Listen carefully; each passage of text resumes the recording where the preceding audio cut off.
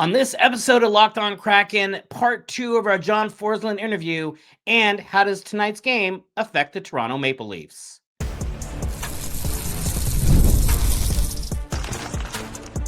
You are Locked On Kraken, your daily podcast on the Seattle Kraken, part of the Locked On Podcast Network, your team every day. Now, I want to talk about your schedule. So most goalies get a rest on back-to-backs, but you, John, you do not. How do you stay focused and prepared going from covering a Kraken game and then flying and doing two different teams and staying sharp and not having any of that drop-off? What does your preparation look like for this? Well, it's ongoing, and I appreciate the question. It's a daily situation. And when I'm not working, I'm watching the game. I'm watching the league every night. I stay up on the league. I do, logs on every team, which takes a long time every day when there's, 13, 14 games, 15 games when every team plays. I look at all the clips. I look at the box scores. I have a written log on each team so I can just keep track in my mind of the trends that each team is on. So I have a pretty good handle. I don't profess to know everything about every team, but you just have to know enough if you're covering the league on a national basis so that when you go in there, the fan bases that you're addressing, most importantly, sure, there's national people watching the game for entertainment, but basically, if it's exclusive, you're the voice for those two markets that night. You better be pretty much on point with what you're talking about. So, that's what I do. I get a lot of rest. I take care of myself. They travel me in a great way, both TNT and Amazon. So I get, first cabin flight arrangements, and I have room to do my work on the planes. I do most of my work on the day of the game. I mean, I'm coming off, not in this stretch we're on right now, but the most recent stretch was 7 games in 10 days, 7 different cities, 3 different time zones. I jumped from, where the heck were we? I jumped from Utah to Montreal to Anaheim over to Boston, in a span of like 4 days, and did 3 games. So there are times when I do wake up, I have to process where I'm at. But I stay true to that system. And, I got another one, this week. And Monday I was in Edmonton, and then we move on. It's a lighter week, but we'll go to Vegas after the Toronto game. And then I have 2 national games left, one in Minnesota, one on Long Island, and then it's the Olympic break. So, and I'm looking forward to that. We should mention we are talking to multiple Emmy award-winning John Forslund. Won the Northwest Emmy along with the KHN production team, but I contend that he won the award last year based on his dynamic interchange with Eddie Olczyk about carrots. This year, you went back to the well with, I thought, an inspired discussion of gravy before Thanksgiving, but I'm sure if that's enough to put you back over the top. Do you think you're going to need to go back to the proverbial pantry and pick out some more foods to discuss to ensure back-to-back wins? I don't know if you might have the recipe there, but I think what I want to do is allow Eddie to just walk himself into something, because he has the ability to do that. Whether he knowingly does it or not, I'm not sure, but he will walk himself into something and I'll get on him. And I think, as you know, that's the way we are. So it's very easy to pull that off. It isn't an act, and JT is JT. He's cool. He's in the now. He just retired. He's from a different generation, although he and I are great friends, which I'm very proud of, because when I first took the job, I told him, I said, listen, we're going to work together. I hope we can be friends too. I don't know if we can be, because I'm going on whatever I'm going on here. Eddie called me 87 the other night. I'm not 87. And JT's in his 30s, right? So, but we see the world in a similar way, and we have long talks on the plane, and I love that guy. So anyway, that it fits, because he's himself. People say, well, geez, JT just kind of takes it. Because if we're having dinner, the three of us, that's what he does. He just sits there and his shoulders are going up and down, and the two of us are arguing. So basically, it's what you see is what you get on the air. I think it's special. I think we have great chemistry. I'm really happy I'm working with TNT almost exclusively with Eddie this year. They kind of set it up that way. So, we have a lot of fun on the national games too. We can't go on the tangents that we do with the local games because we have a fan base that is used to us, and we got to be careful. But we still do it, and he gets under my skin, and that's how it works. The thing about JT that amazes me, especially for somebody who is new to broadcasting, is no matter how much chaos there is on the ice, I want a blood pressure meter put on his arm because he never seems to get out of rhythm. He maintains an even keel, and that is so bad. Yeah, and he's got a steady hand the way he watches the game. I think he's learning. He's learning, at the beginning. I think one of the hardest things any young broadcaster has, and mostly it's the analysts because they're coming from the playing ranks, is inflection and how to use your voice. And some people have a natural knack for it. Eddie has a natural knack that he always had. Like Eddie sounds the same now as he did when he retired and he started broadcasting.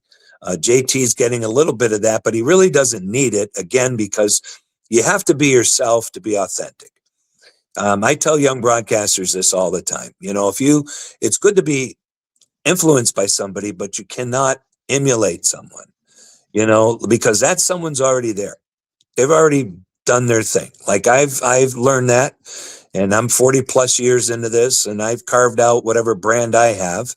And I'm flattered when people might use a phrase or two that I use, or maybe it's my style, whatever. I appreciate that, but I hope they wouldn't imitate, I tried hard because my greatest mentor in my career is Doc Emmerich, who I talked to just 3 or 4 days ago. We had a great conversation. It was great to hear from him.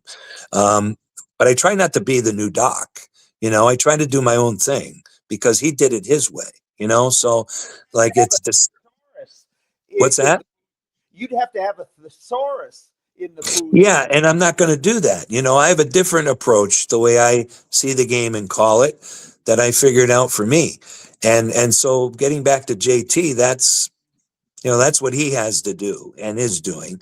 And it's funny, he seems to calm himself down the most when there's the most chaos. You're right. When there's the most chaos going on, he just wants to get his thoughts straight, so he reads it clean. Sunday, we had a situation where Lindgren, finished off a player, and then Mercer came in and fought Palat. He laid out Palat. JT read that play, didn't let his emotions get in the way, called it clean, called it right, because he's also been there too. He was a great disturber on the ice. He was an excellent first guy in forechecker, and he could handle himself for his weight class. He could really handle himself. So he's been around the block. He knows. He's been down there. He's done that. We haven't. I haven't. I'm just a fan of that. So it's interesting to hear him in a calculated way kind of get that out there. Anything else from you, Zane? No, I think we've taken up all the time that we have for John. Thank you so much for coming on to the Locked On Kraken. Yeah. Hey, listen, good luck with this, and anytime. You guys just reach out to me. Schedule permitting, I'm willing to do it. Yeah. Well, okay, so I'm going to close with you on this. Since you see the whole league as well as just the Kraken. Yeah. Can you remember a year like this? It feels like everybody, except for 2 or 3 maybe elite teams, nobody's out of it. Nobody else is playing great. They're all bunched up like you're in a Tokyo subway station, and the whole league can't seem to get any separation here. For me, it's all about the schedule. The schedule is so compressed that these guys, no matter what level, if we're talking about Colorado or you're talking about Vancouver, whoever you're talking about can't catch their own tail. So, they're tired, they're injured, and that's why we're seeing so many streaks and trends. The positive streaks just continue to take on a life of their own. All of a sudden, there's life in the locker room. All of a sudden, those aches and pains and the travel fatigue goes away. And when it's going bad, then it continues on and they can't get out of the way. And there's something called practice that they never do. And so I feel the most sympathy for all the coaches league-wide, because there's not much they can do when they have to, clog up the dam.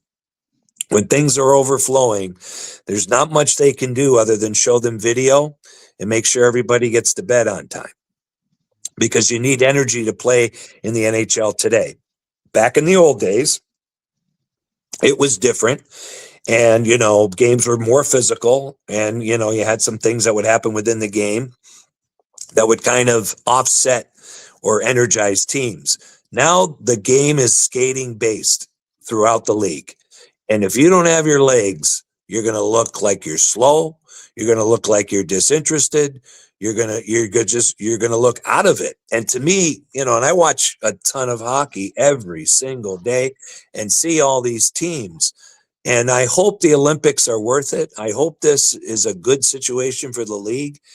I'm not 100% sure, because I don't know what it's going to look like on the other side when guys come back from Italy, how healthy they are, and everybody comes off vacation. So you're going to have two sets here, two kind of subsets. You're going to have the active Olympians who are probably tired, and they're going to have a little bit of a lull if they win a gold medal or have some unbelievable experience. And then you're going to have the guys who are in Cabo, and they're going to be coming in, and, they're going to try and recapture their games, and they're entitled to their vacations. But it's a long time. Hockey is a game of rhythm and being in sync.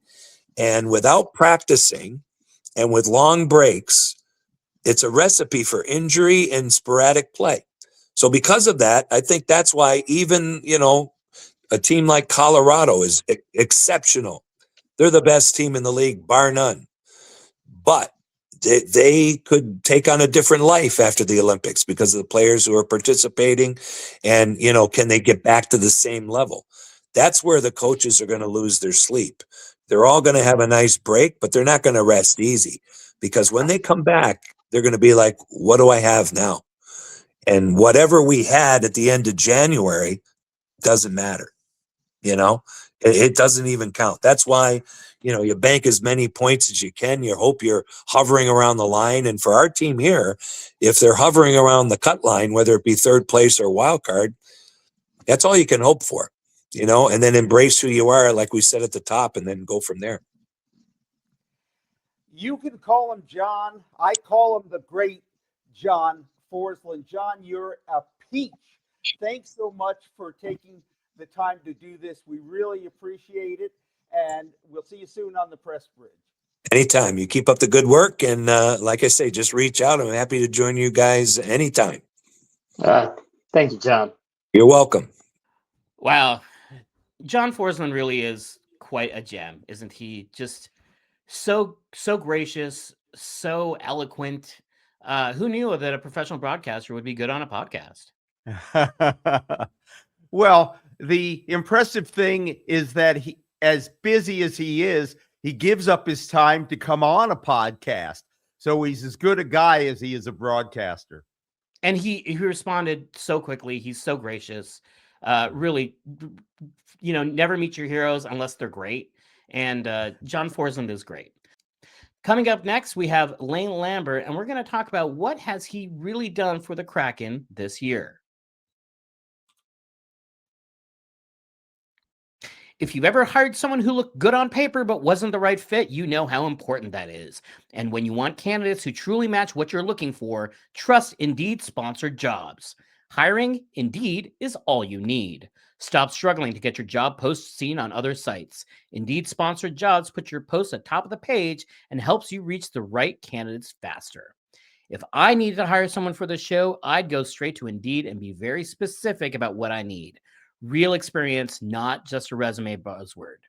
Spend more time interviewing candidates who check all your boxes with less stress, less time, and more results using Indeed sponsored jobs. Listeners of this show get a $75 sponsored job credit to help your job the premium placement it deserves at Indeed.com/lockedon. Just go to Indeed.com/lockedon right now and support the show by saying you heard about Indeed on this podcast. Terms and conditions apply. Hiring, do it the right way with Indeed. Thank you for making Locked On Kraken part of your daily listening routine, and thank you for making Locked On the #1 sports podcast network.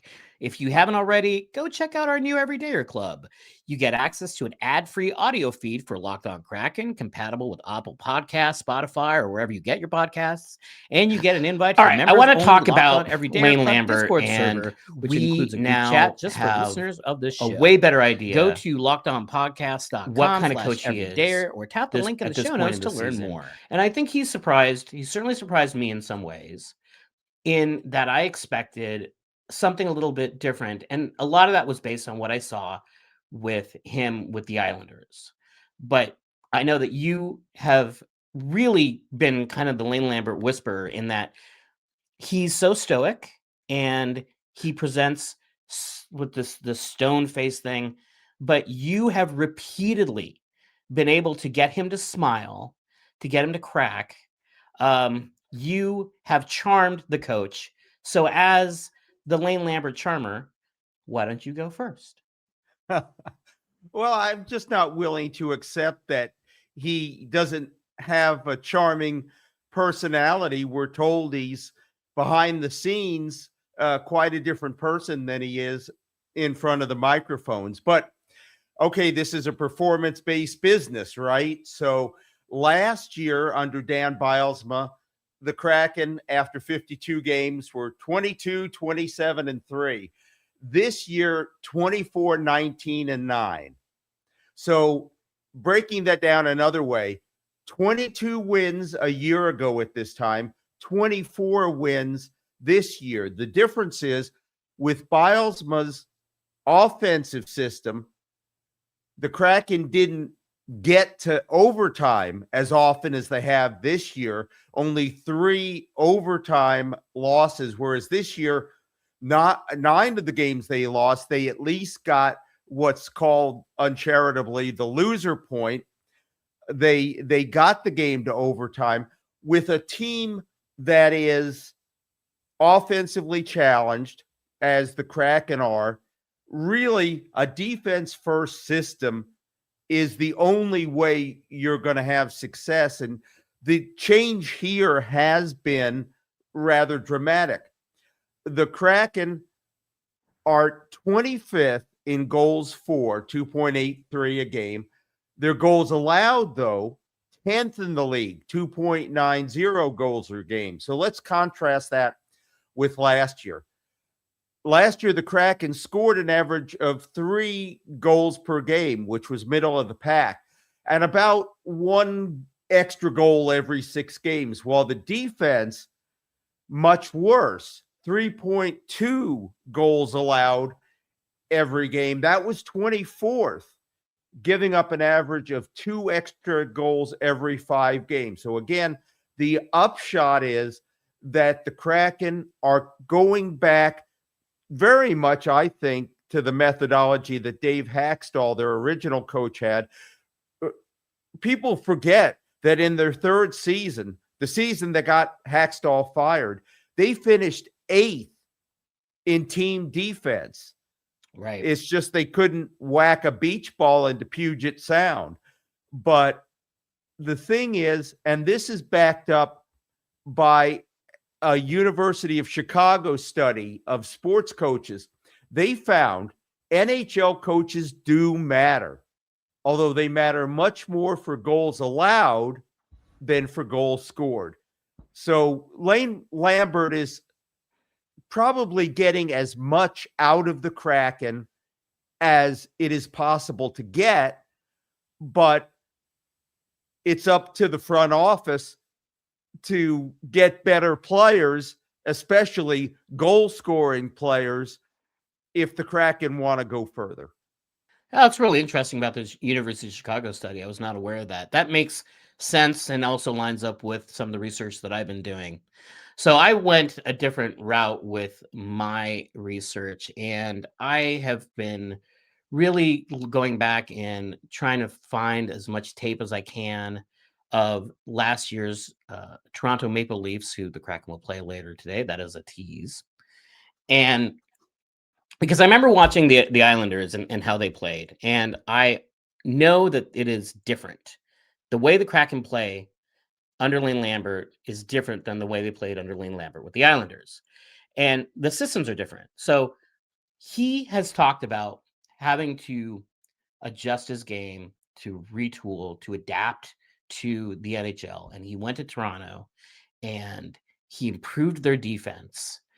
But they were a 108-point team last year. This year, they've really fallen apart defensively. But the thing that I really love about Lane Lambert, and this is the thing that everyone talks about, is it's the details. And he is so adept at little things that it doesn't seem to matter that much, but it really does. So one of the things I notice is under Dan Bylsma's less structured system, if a player goes into the corner and they're digging the puck out, it's like, oh, okay, if this player makes a good individual effort, then they'll have puck possession, and the other players are where they are. When the Kraken go into the corner this year, the Kraken will just kind of slightly shift over and give a little bit of help. It's not much, maybe a couple feet. But now if the puck squirts loose, you have other players around to support, to make sure there aren't turnovers, that's not going the other way. And it's like one extra puck possession every few shifts, but it adds up, it matters. And the other thing I really like is when teams see what the Kraken are doing and see what they're successful at, and they go to take away what the Kraken are doing, Lane Lambert will take a look at this, and he's willing to say, hey, you know what? The things that were working earlier aren't working now. So let's figure out how to adjust that without sacrificing our whole identity. And that's a really tough balance for coaches to find. And I'm really, really impressed by his ability to utilize those details to make the proper adjustments and to continue to be a tough team to play against, and in a way that is very different than how he used to coach. And as an old school defensive mind coach, you kind of think like, oh, they're inflexible. And Lane Lambert isn't that guy. I have been really impressed by his adaptability. There is one unfortunate inevitability here, which is that the average tenure of an NHL coach is less than 2.5 years. That's shorter than the NFL. It's shorter than the NBA. It's shorter than Major League Baseball. And that suggests that Lane Lambert, whether you love him or hate him, is a bridge coach and won't be behind the bench most likely once the Kraken are legitimate Stanley Cup contenders. Continuity is important. The Kraken have had 3 coaches the last 3 years. So just like the last 2 coaches, I'd like to see Lane Lambert stick around, but history suggests enjoy him now because you only got him for a little while. Well, if there's any silver lining, I don't know how you get this roster to the point where they are Stanley Cup contenders anytime soon. So if that's the catalyst for moving on from Lane Lambert and getting a more dynamic coach, I think we've got a few years. So maybe go ahead and get that Lane Lambert tattoo. You've earned it. Coming up next, we're previewing tonight's game against the Toronto Maple Leafs, a really interesting team in a really interesting free fall.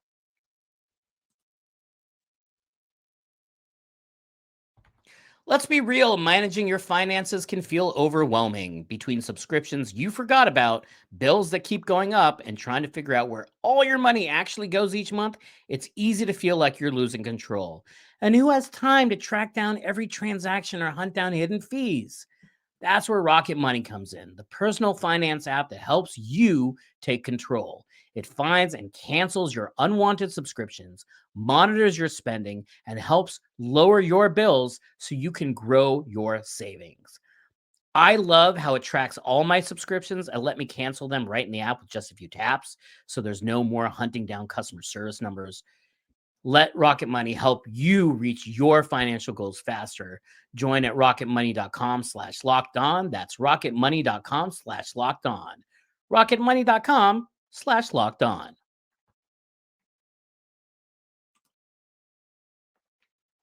All right, Glenn, it's game day, and the Kraken are at home tonight playing against the Toronto Maple Leafs, who are going through it. So, last year, the Maple Leafs, with assistant coach Lane Lambert, they had 108 points. They lose in game 7 to the now 3-time defending conference champion, 2-time defending Stanley Cup champion Florida Panthers. They're so close. They have a talented team, and this is the year. This is the year, Glenn. They got Austin Matthews, and they've got William Nylander, and they've lost Mitch Marner, but that's okay. And it has gone so poorly. So they are now last in the Atlantic Division. They are on an 88-point pace, which is not good enough to make the playoffs in the Eastern Conference. They have lost all 5 home games in a homestand, which has not happened for the Leafs since 1985, when the number 1 song was Madonna's Like a Virgin.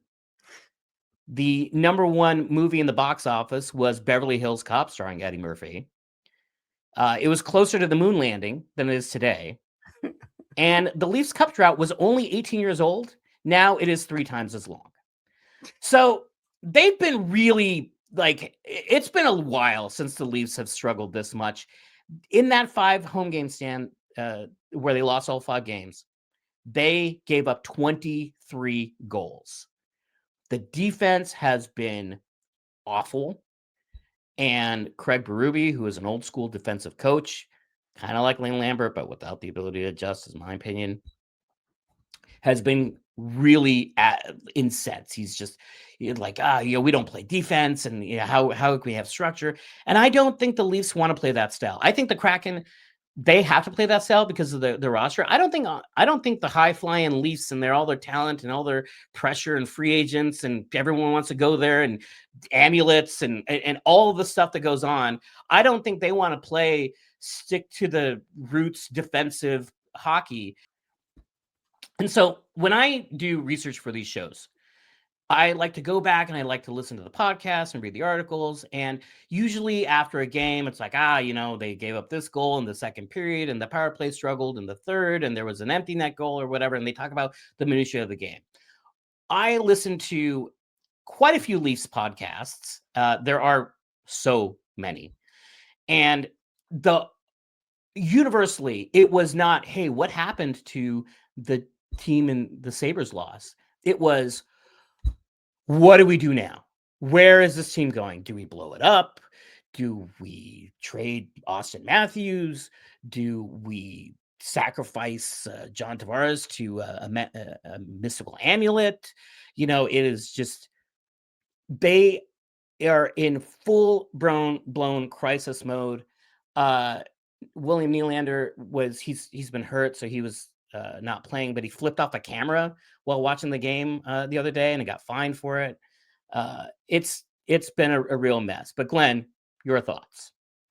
Well, as you mentioned in your tease, Toronto has been in a free fall, but given that they're the Leafs, they could also be said to be in a tree fall.